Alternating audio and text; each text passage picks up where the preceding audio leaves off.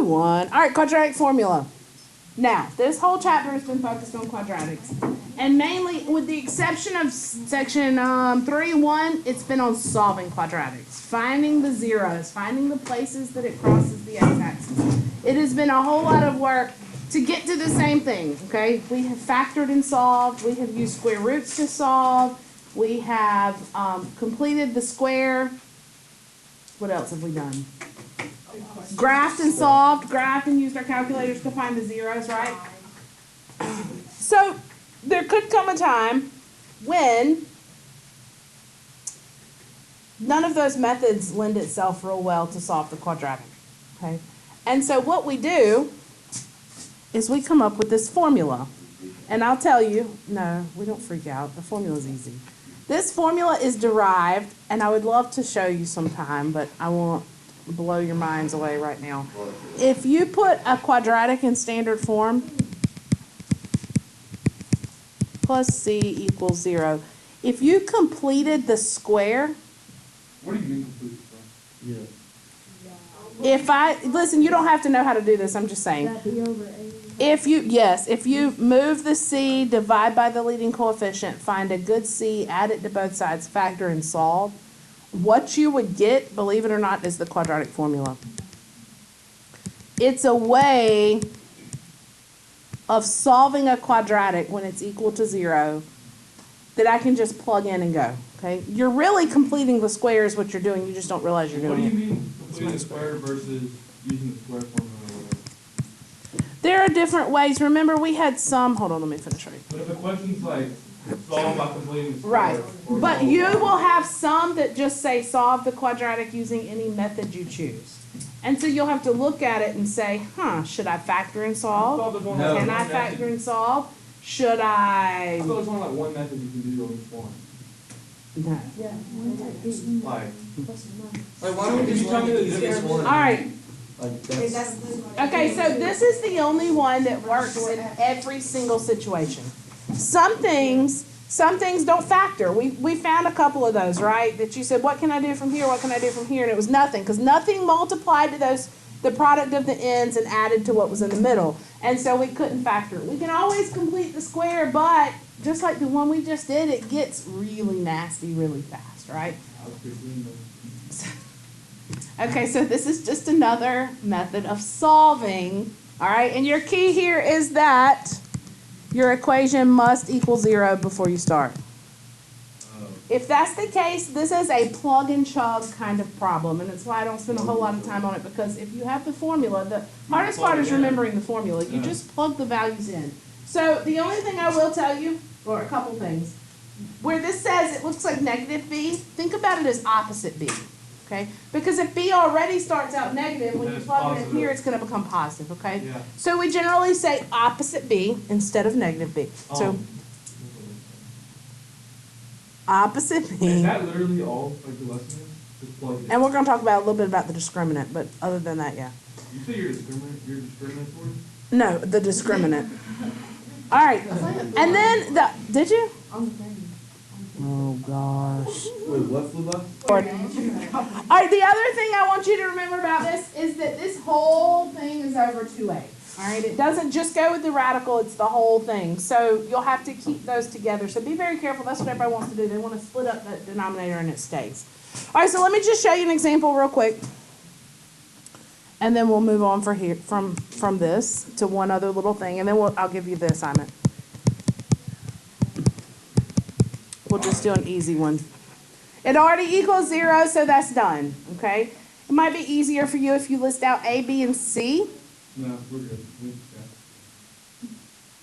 What is A? Y'all are just already going ahead and plugging in. Okay, A is 2, B, and C. All right, now understand sometimes you might get some fractions in here, some things that are not quite as neat, but I wanted to give you one that was easy as an example here to start with so you can see how it literally plugs in. When I teach this in CP, I have a little big formula printed, and there's different shapes for each letter, and they have to pull the shape that matches and put it on the, so they can see it plugged in. But I'm going to assume you guys can do this. All right.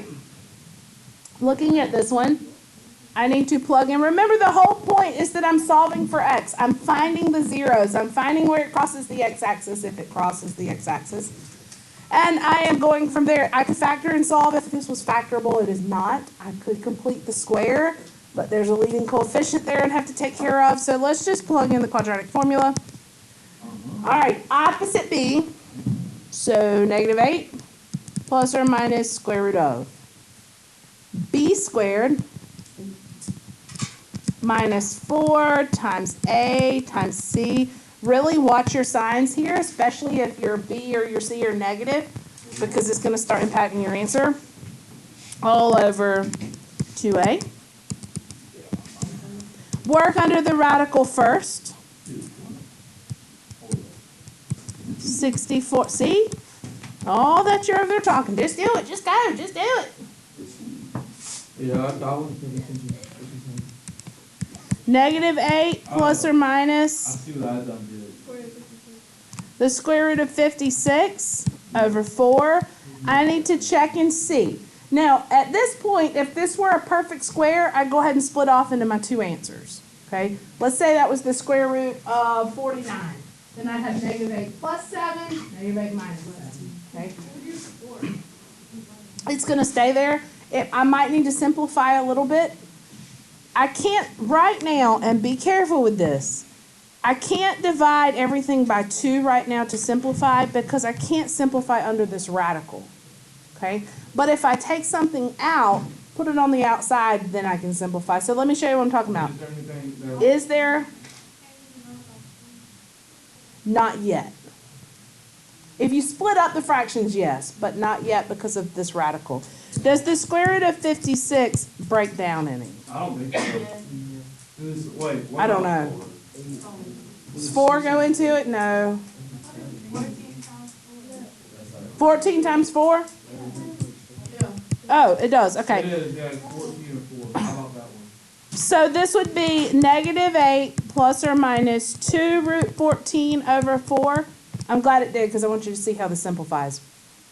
Now, because these are the numbers you're looking at when you simplify. This one, and this one. The only way to simplify it is to divide them all by the same thing, like you're reducing a fraction. Okay? I can divide everybody by 2. It would leave me with negative 4 plus or minus. That would become a 1, right? So square root of 14 over 2. That's a perfectly acceptable answer. What if you left it like it was? Yeah, it just wouldn't be simplified. You really want to simplify these quadratic formula ones. You could simplify it even more though. How? Divide by 2. So if you split the fraction up, yes, but if you did that, you would have to say negative 2 plus or minus square root of 14 over 2. That one's still got to get the 2. So that's basically. Let's get another example. So either one. I'm actually kind of feeling. Wait, so you can't divide? No, you can't. You couldn't make this 7 and simplify it down. Oh, you could do 7. It's not a perfect square that goes into it. Let's work my notes. You want to simplify it, and all 3 of them. All right. Dang. Quadratic formula is generally really easy for us to grasp because it's just plug in. It's remembering the formula itself, which is why we're going to do what we're going to do. Let me show you this quickly. The discriminant is a portion, of the quadratic formula. It is the portion that is under the square root. So it is the b squared minus 4ac. And it tells us a lot about the problem. And what it tells us is, without doing the entire quadratic formula and just looking at that radical portion, it tells us what kind of solutions we're going to have. Okay? Remember, that's under a square root. So whenever I take the square root of a number, I have 3 outcomes that I could get. What are those 3 outcomes?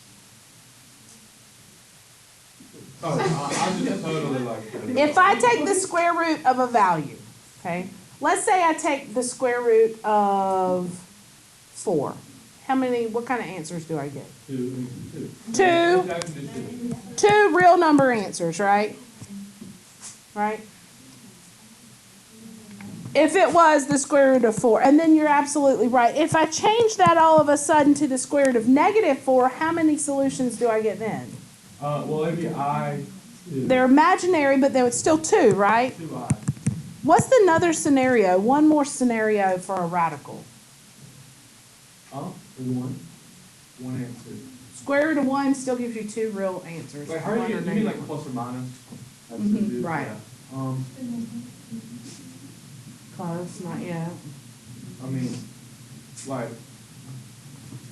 Okay, let me ask you this. There is a way to only get one solution. What? But I don't know what it is. Yes, and more. What is the only way to get one Zero. solution? Yes. Wait, I was thinking of one. Exactly. If the square root of 0, I only get one real solution, right? This is telling me how many, with my parabola, how many times it crosses that x-axis, right? So here, it might look something like this, 2 reals.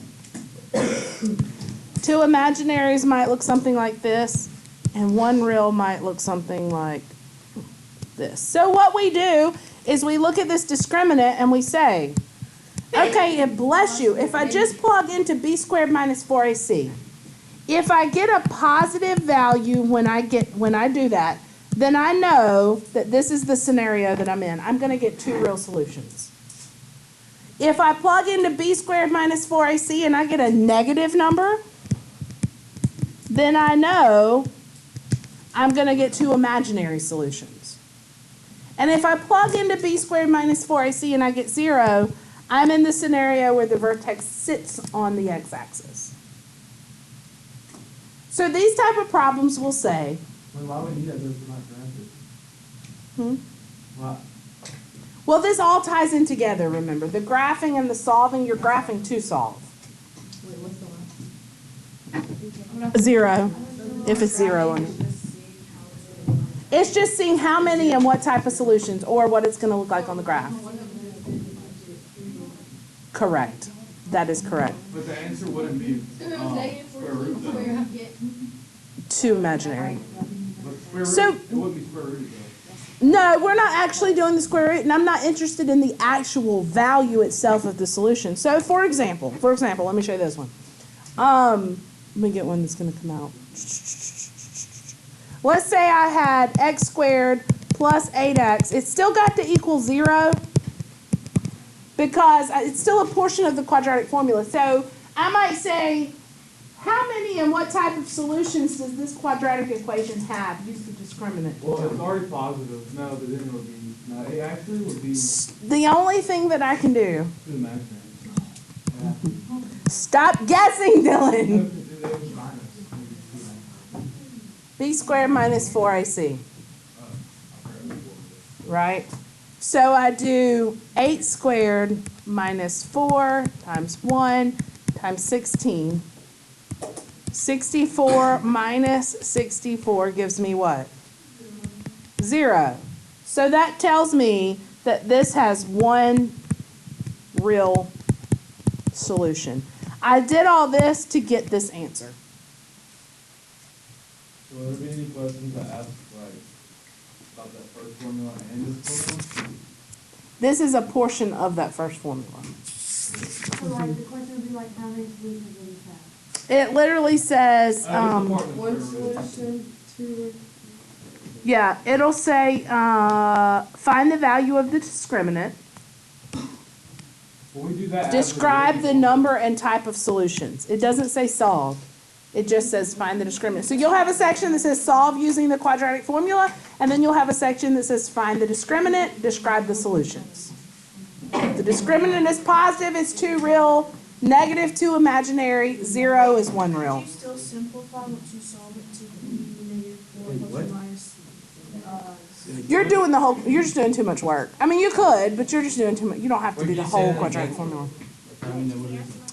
All right, so if you get, one more time, guys, when you do the discriminant, when you do b squared minus 4ac, when you do that, if you get a positive number, there are 2 real solutions. If you get a negative number, there are 2 imaginary solutions. If you get 0, there is one real solution. Alright. And what were the two answers we're gonna have to give? You said this, but. What is the value of the discriminant? That's what you get when you plug in here. Okay. This is the discriminant. Nope, nope. And how many and what type of solutions? Huh? Like, it will be in the formula, but we don't have that right there. You don't have to do the entire formula, you just stop at the discriminant for those problems. Other questions? Wait.